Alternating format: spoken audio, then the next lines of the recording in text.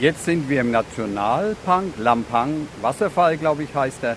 Schaut mal an, wie schön, wunderbarer Wasserfall. Das ist einer davon. Ich glaube, es gibt 3.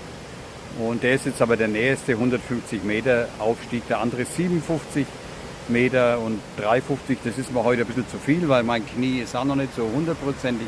Aber schaut euch mal die geile Gegend an. Und das ist alles in der Nähe von Tak, also wo wir heute übernachten und gestern übernachtet haben. Wunderschöne Natur, würde ich mal sagen.